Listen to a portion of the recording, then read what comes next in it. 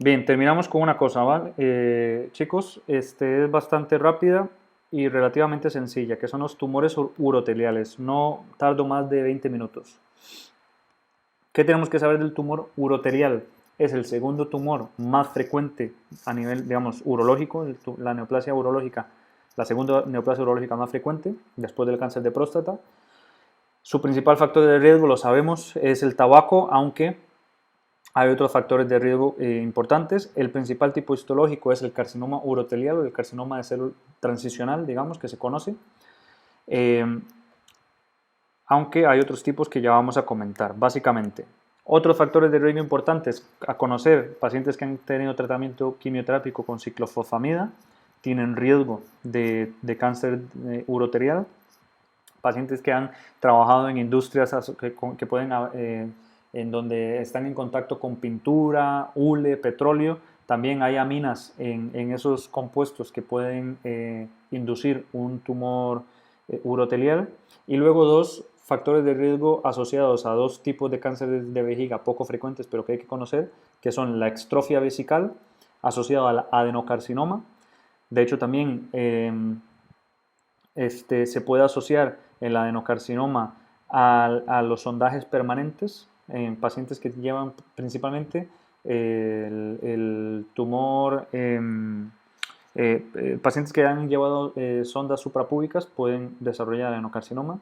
Y luego el esquistosoma, que está, eh, que está asociado a la infección con el esquistosoma hematobium.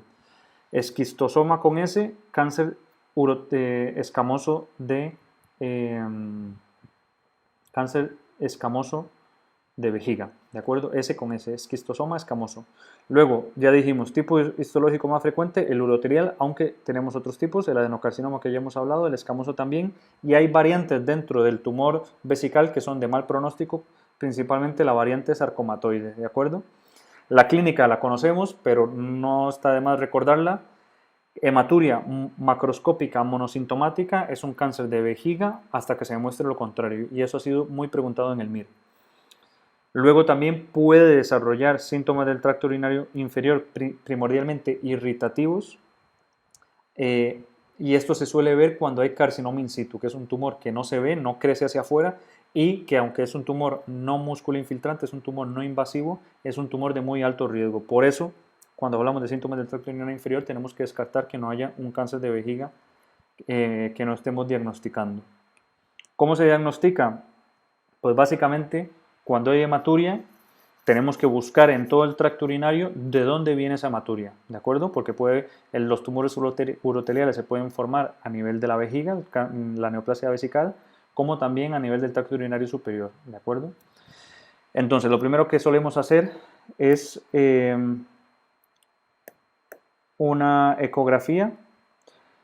Solicitamos citologías únicamente, o sea, primordialmente cuando sospechamos que puede haber un carcinoma in situ. No en todos los pacientes se piden citologías, pero bueno, están ahí.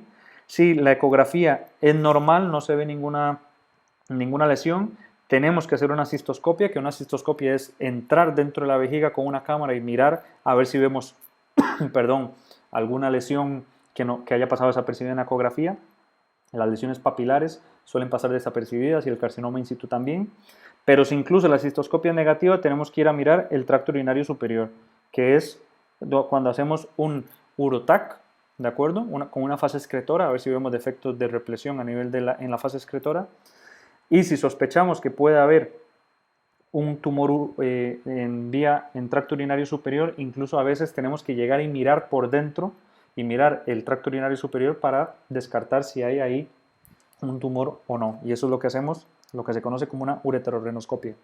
Bien, en cuanto a la clasificación, eso la pueden encontrar en los manuales y básicamente en cualquier libro de urología, pero importante reconocer o recordar que lo que diferencia un tumor infiltrante de no infiltrante es la afectación de la capa muscular. Es decir, un tumor que infiltra la capa muscular es un tumor T2, que es un tumor T2, es un tumor músculo infiltrante. Por debajo de eso tenemos el tumor de bajo grado, TA, de bajo grado, tumor papilar de bajo grado, perdón. Luego tenemos el que afecta a la lámina propia, que es el T1, T1. Y tenemos el carcinoma in situ, que el carcinoma in situ, como digo, es un tumor que no es infiltrante, pero que es de muy mal, que es de mal pronóstico, ¿de acuerdo? Y por eso tenemos mucho cuidado con él. Además de esto, hablamos de características histopatológicas del tumor, donde el patólogo nos dice qué tan desdiferenciado está. Entonces tenemos 3 grados, que es el bajo grado, grado intermedio y alto grado. Lógicamente el alto grado es el de más mal pronóstico porque está más desdiferenciado. En cuanto al manejo, el tratamiento, si vemos un tumor urotelial, principalmente estoy hablando del cáncer de vejiga, tenemos que quitarlo, hacer una resección transuretral de vejiga, ¿de acuerdo? Resección transuretral de vejiga. Según lo que el patólogo nos diga que ve como las características de ese tumor, así va a ser el manejo, el seguimiento que le vamos a dar a este paciente. Esto nos divide a los tumores en tumores de bajo riesgo, de riesgo intermedio y tumores de alto riesgo. ¿De acuerdo?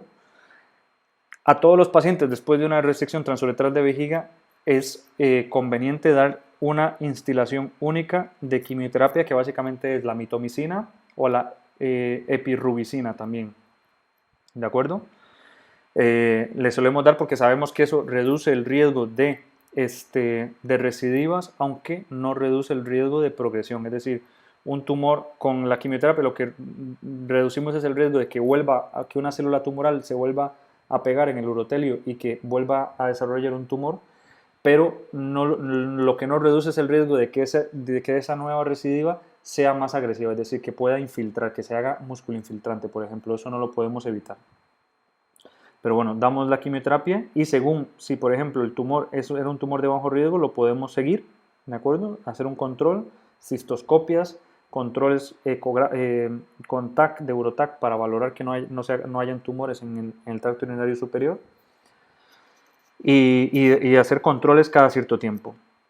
En los tumores de alto riesgo tenemos que ir por todo con la inmunoterapia, que es el tratamiento con la BCG, el bacilo de Calmette-Guerin, que se lo solemos dar durante 2 o 3 años, o hay incluso algunos tipos de tumores no infiltrantes en donde nos planteamos hacer una cistectomía por, digamos, el alto riesgo que tiene ese paciente y que sabemos que no lo vamos a poder controlar con solamente con las instilaciones. Pero bueno, eso yo creo que no es tan importante para el MIR, pero básicamente pacientes que no responden a la BCG o que recidivan constantemente a pesar de la BCG, vuelven a hacer tumores, vuelven a hacer tumores, vuelven a hacer tumores, algunas veces nos planteamos la cistectomía.